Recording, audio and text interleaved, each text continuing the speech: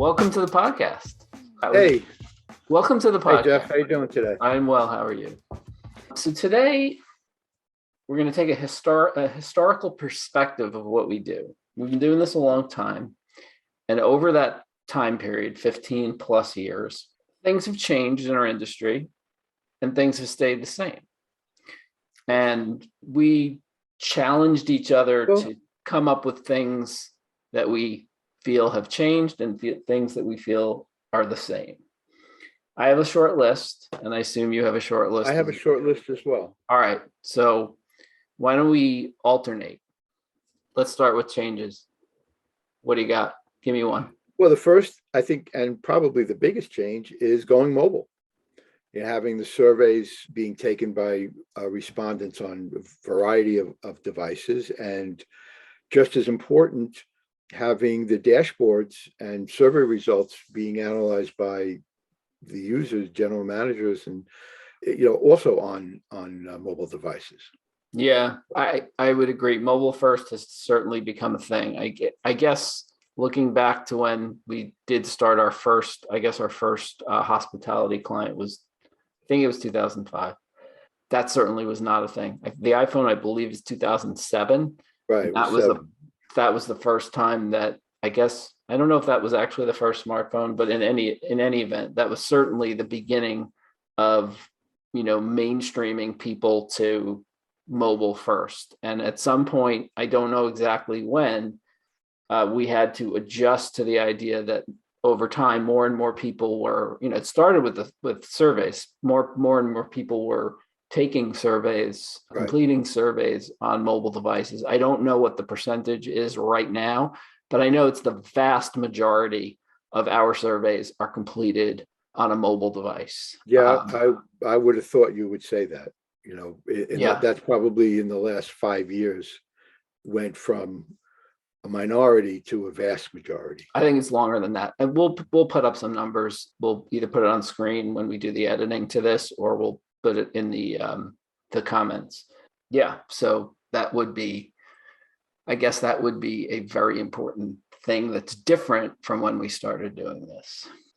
Let me do one. So let's alternate rather than just staying within all things that are different. Let's go jump back and forth. So I'll name something that's stayed the same.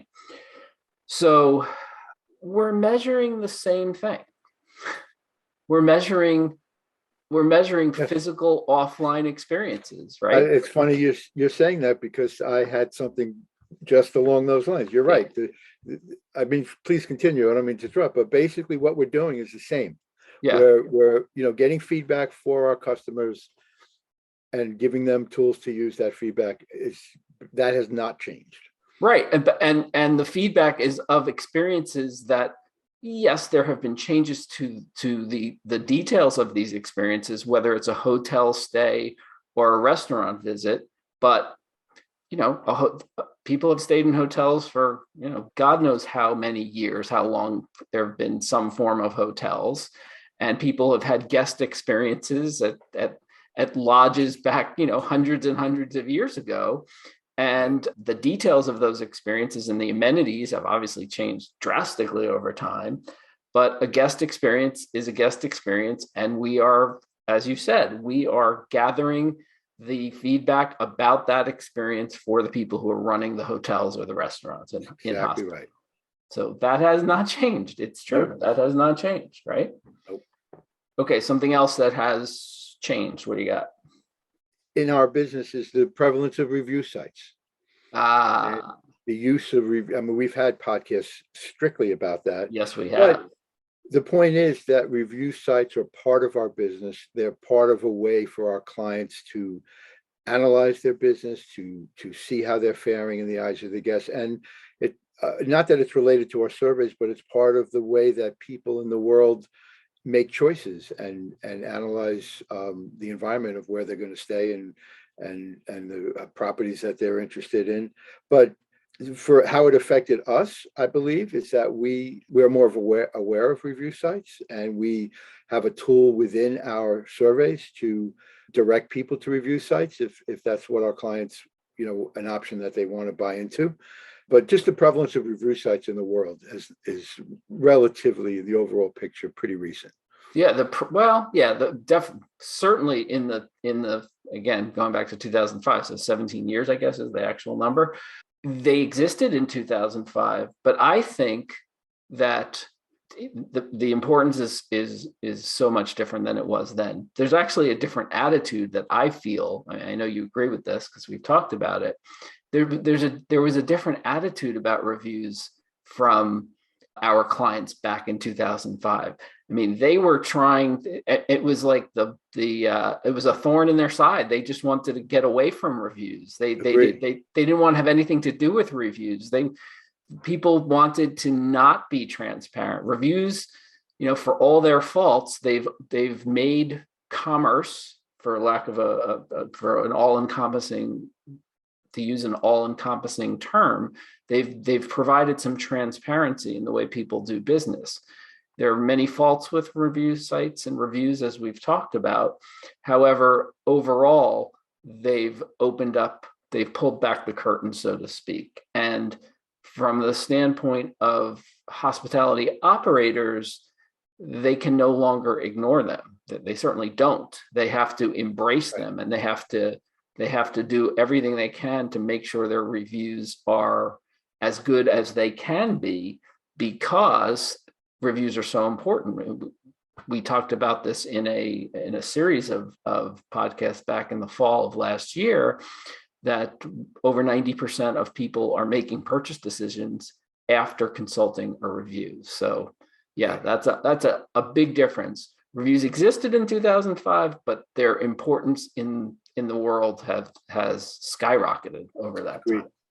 All right, things that have stayed the same. Okay, so I'll go back to something sort of along the lines of what I said before, which is that we're measuring the same thing.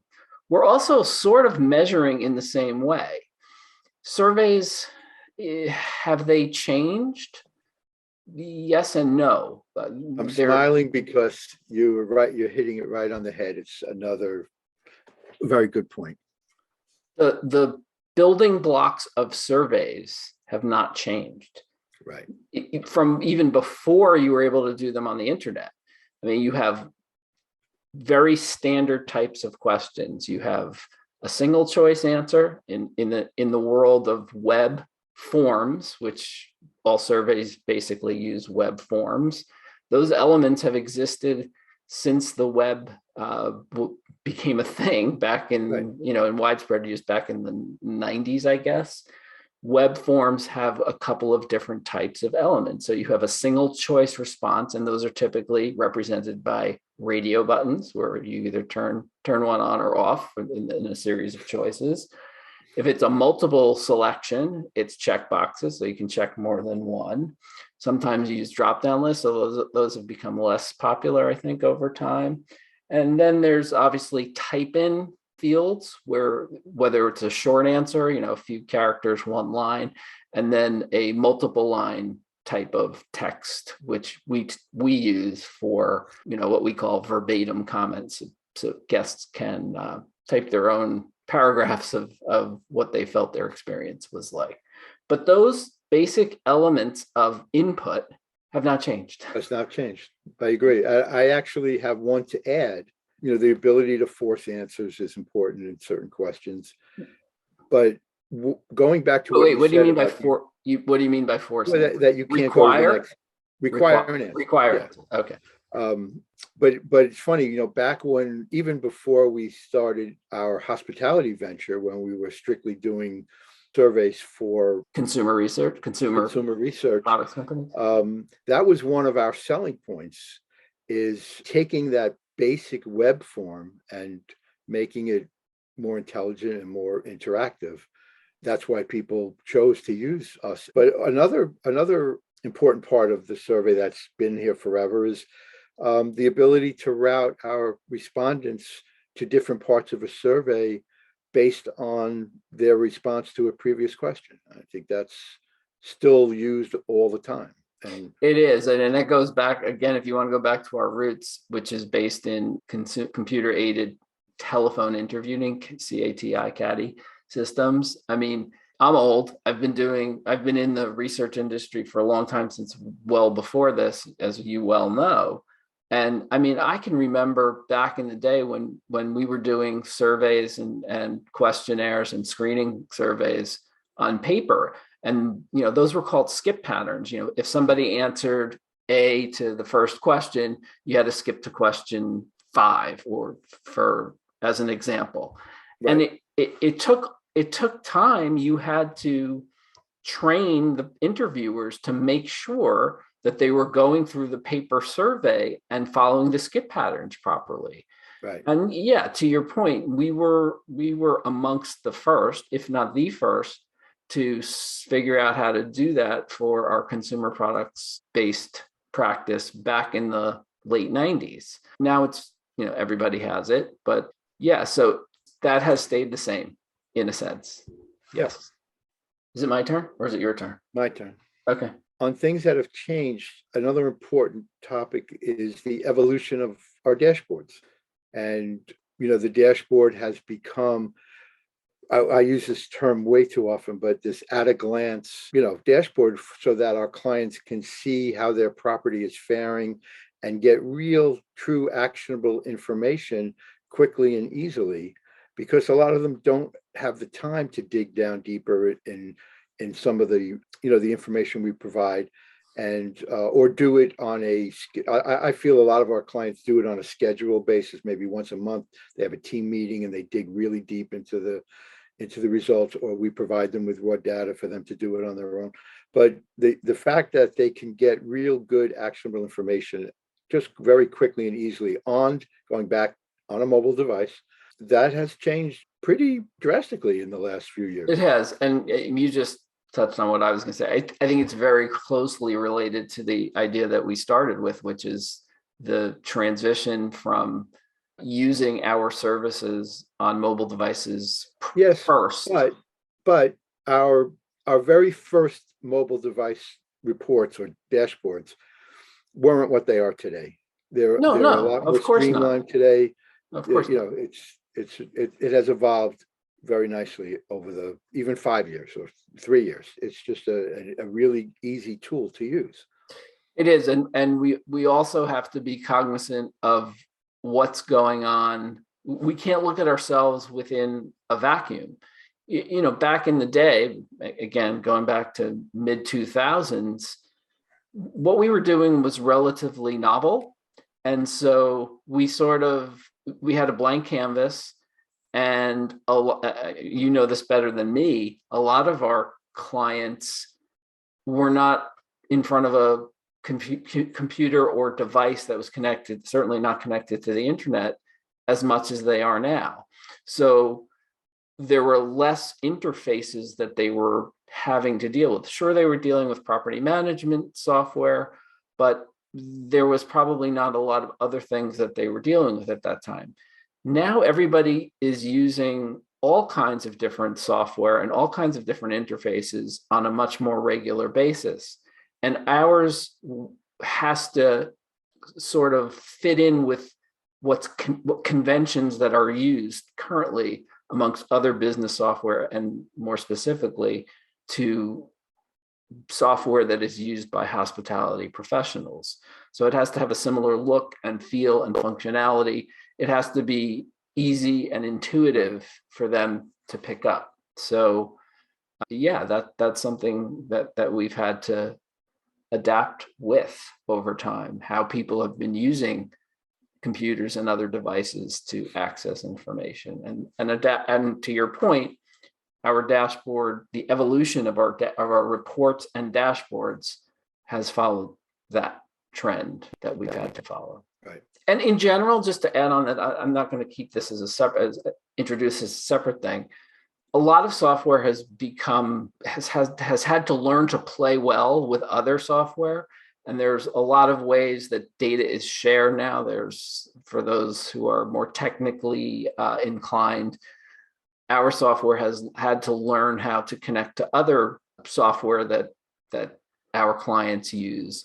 And there are things called APIs, application programming interfaces, in which we can exchange data with programs. And I know you know this, we've always had the ability or have figured out the way to get data from our clients' management systems into our system so that we can contact their guests and collect feedback. And over time that has evolved. And you know that we're working on this now to get a tighter integration with some of those property management systems. And specifically, this is not a secret, we're working with Oracle to get some tighter integration on that kind of data transfer. But, I think that actually could be, I know you didn't want to do this, but that could be a separate topic for a major change. Because originally, when we started in 2005, or a lot earlier, in our consumer research business, the only way they gave us the data transferred to us was through an Excel sheet or Excel spreadsheet or some sort of a text file that either a comma separated value or text that's what I was going to say. And frankly, we still do that. Frankly, there are clients that still do that. There's in a lot of they didn't have an option back then. We did not. That's true. What you're up for else? Stay the same.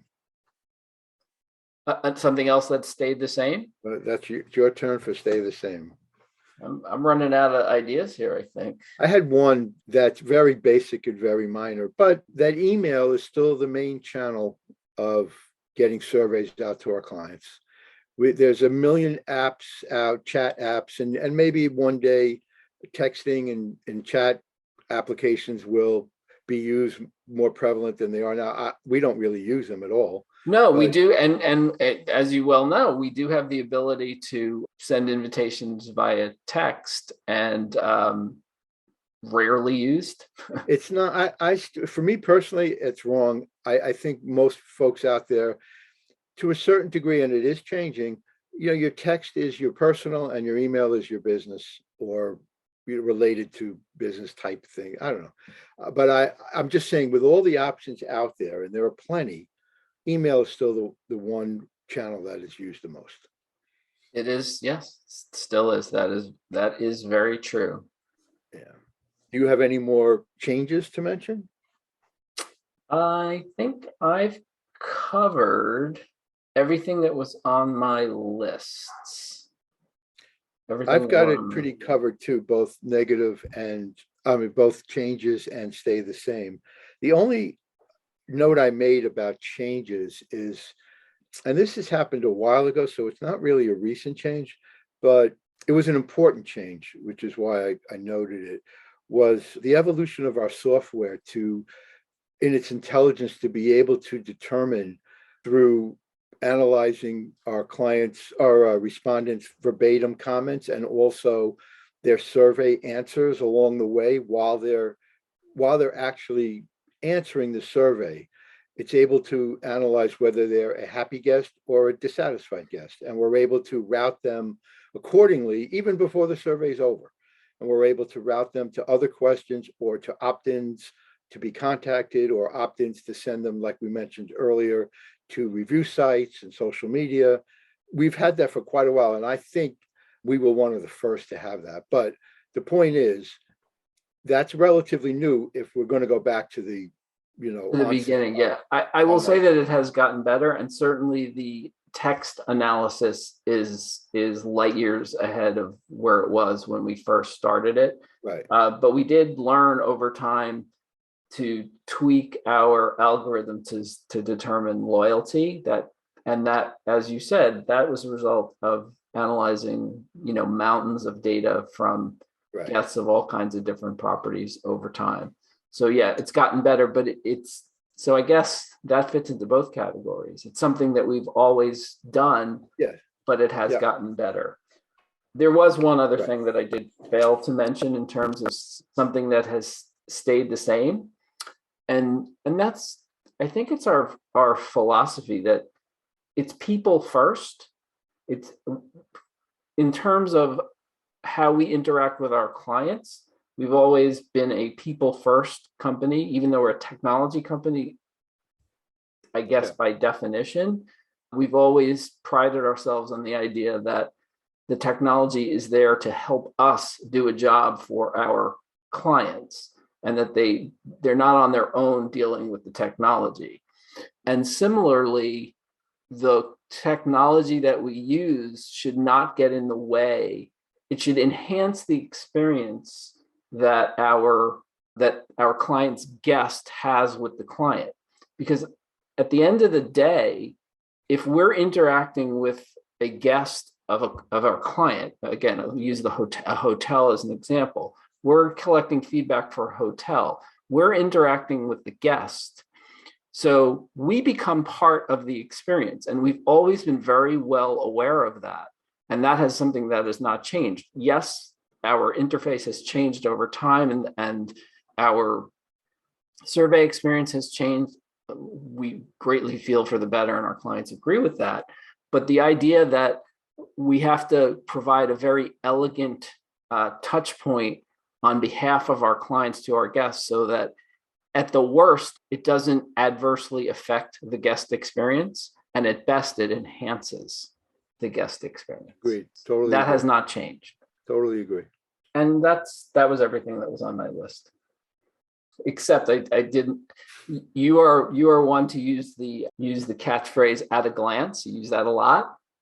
I use another one. I use another one a lot, and it relates to this, and that is respect the inbox.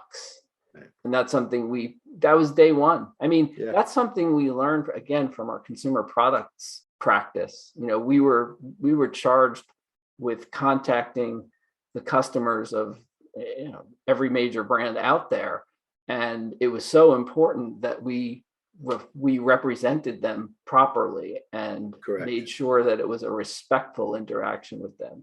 And that's something that we've carried with us 20 plus years into this business.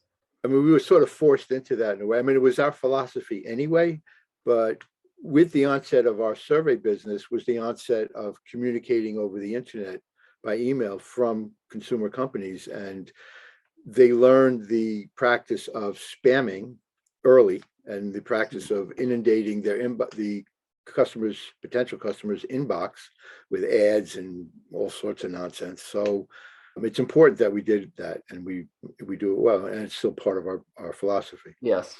And I'm gonna shout something out that we might edit out of this, but it always struck me as amazing that a company actually, not that they do what we do, but they actually named their business Constant Contact, as if any consumer wants to be constantly contacted by a business. Yeah, good point. All right, I think we've gone through the list pretty well, right? Yeah, I think we did. And it's interesting that we had a lot of similar thoughts. Yeah, I mean, yes and no, right? Well, I think it was a good exercise to do it on our own. I'm glad we're on the same page with everything, right? Yeah.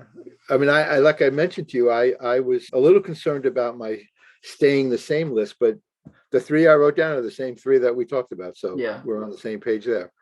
Well, I enjoyed going on this trip down memory lane, looking at things from a historical and evolutionary perspective. I hope you did.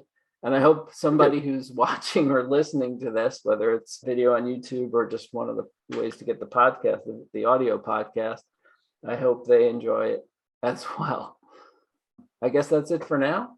Okay. Thank you, everybody, for listening and watching, and we will see you again soon on another episode. Thanks, folks. See you next time.